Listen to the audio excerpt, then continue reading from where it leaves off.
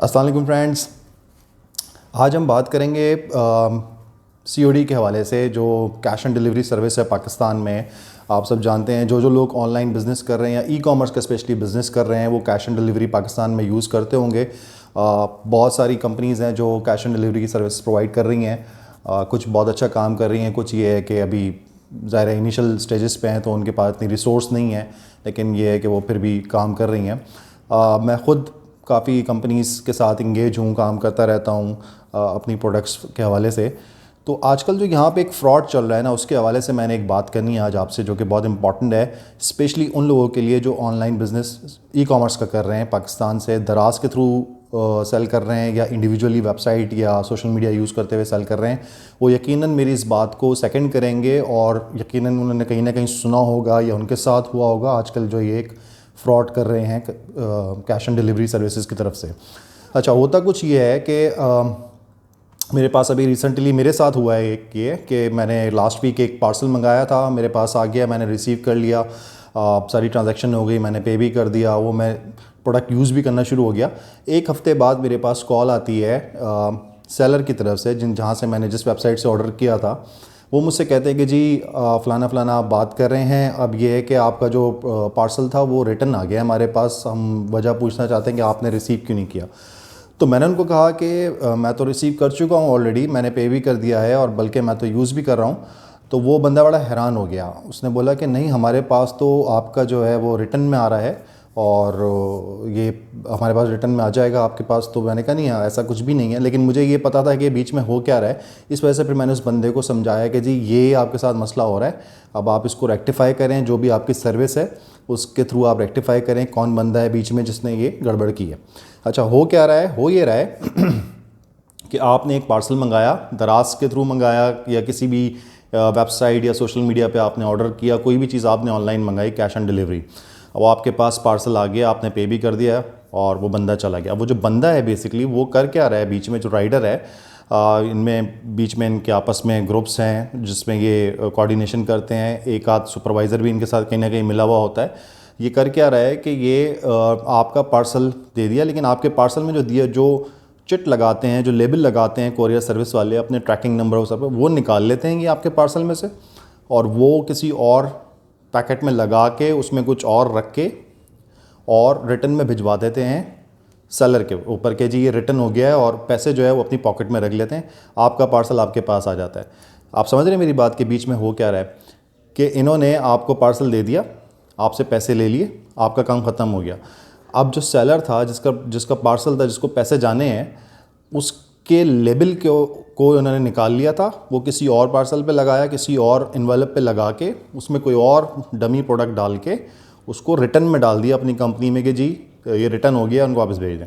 अब रिटर्न का प्रोसेस ऐसे चलता है कि जी वो फ़ौरन तो रिटर्न नहीं आता, तकरीबन रिटर्न आते आते जो है 2 हफ्ते लग जाते हैं, और जो लॉग जनरेट होती है मुख्तलिफ COD पोर्टल्स के ऊपर, वो भी 1-2 दिन के बाद जनरेट होता है, तब आपको पता चलता है स्टेटस के जी ये शिप हो गया या नहीं हो गया, या डिलीवर हो गया या रिजेक्ट हो गया, तो वो उनके पोर्टल में शो हो जाता है। अब जो सेलर है वो ये समझता है कि जी कस्टमर ने तो लिया ही नहीं, रिटर्न आ गया, वो कहता है चलो ठीक है। वो समटाइम्स कॉल करते हैं, समटाइम्स नहीं भी करते। वो जब उसके पास वापस आता है 1-1.5 हफ्ते के बाद पैकेट, वो खोल के देखते हैं कि जी रिटर्न आया था, तो उसमें प्रोडक्ट ही कोई और निकल रही है।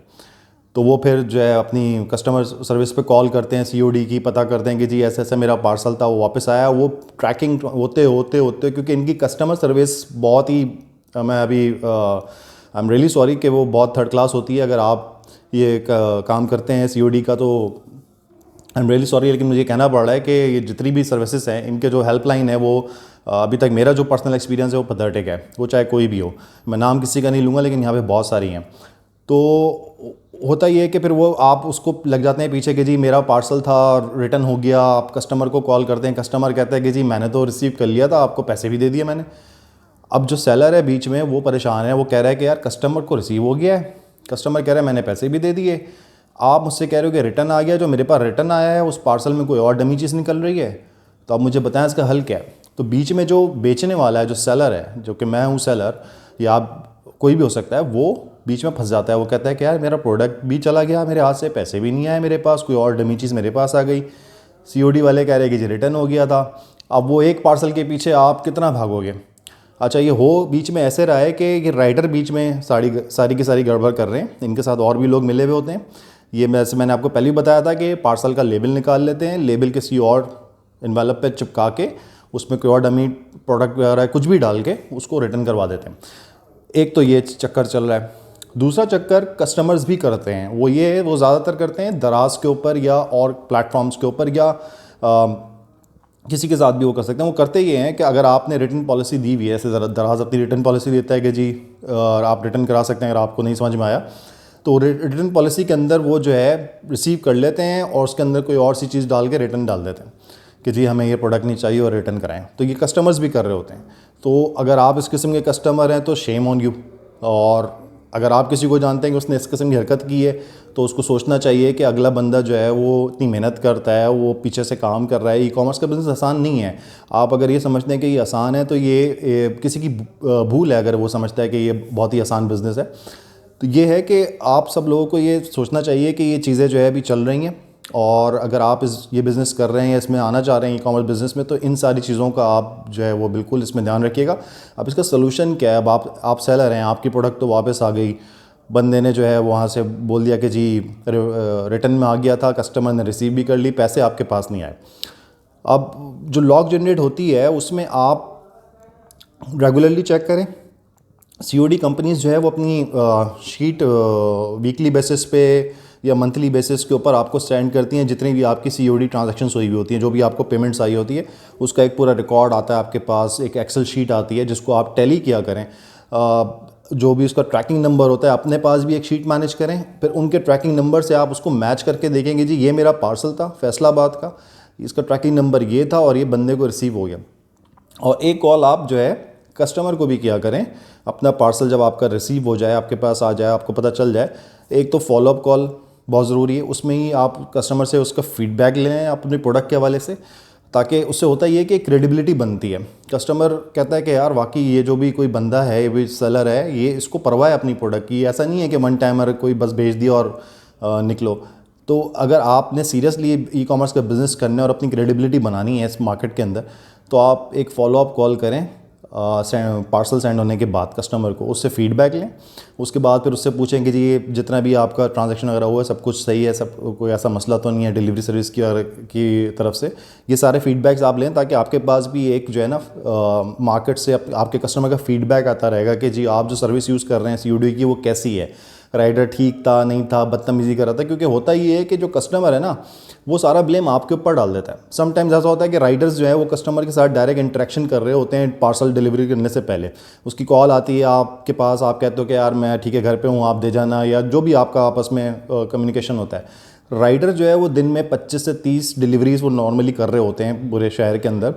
तो वो वैसे ही बड़े फ्रस्ट्रेटेड हो रहे होते हैं, पैसे भी इन बेचारों के कम बनते हैं। तो होता ये है कि वो समटाइम्स है ना बहुत ज़्यादा फ्रस्ट्रेशन के अंदर जो है कस्टमर से बदतमीज़ी कर जाते हैं।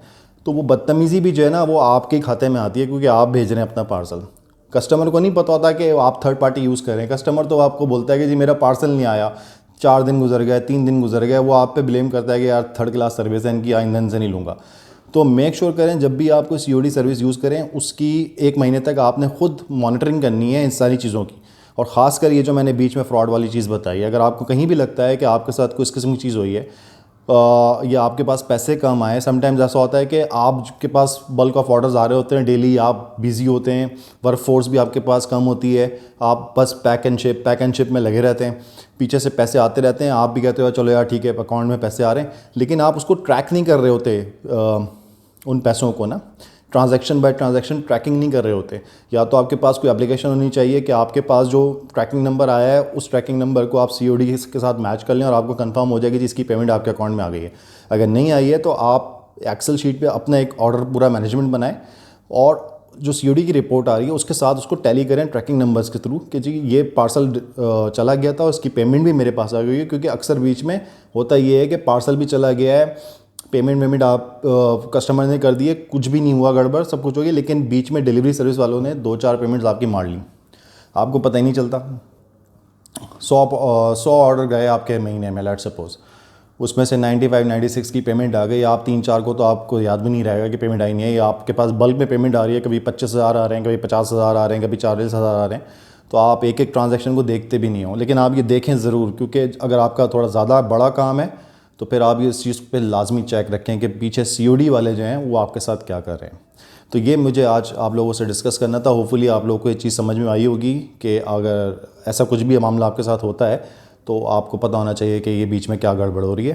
Thank you so much for watching. और आपको अगर ऑनलाइन बिज़नेस करना है या किसी भी हवाले से कोई भी किसी भी किस्म की चीज़ आपने मुझसे पूछनी है कंसल्टेंसी के हवाले से या ऑनलाइन बिज़नेस, ऐसे मेरे पास अभी एक ईमेल आई है, मैं उसको इंशाल्लाह नेक्स्ट वीडियो में आपको बताऊंगा, तो आप ईमेल कर सकते हैं। ये मेरा एड्रेस आ रहा है स्क्रीन के ऊपर, आप ईमेल करें। आपको जो कुछ भी पूछना है ई-कॉमर्स बिज़नेस के हवाले से या और किसी ऑनलाइन बिज़नेस के हवाले से, तो आप बिल्कुल मुझसे पूछें, मैं आपको वीडियो में यहाँ पे ज़रूर रिप्लाई करूँगा। Thank you so much for watching.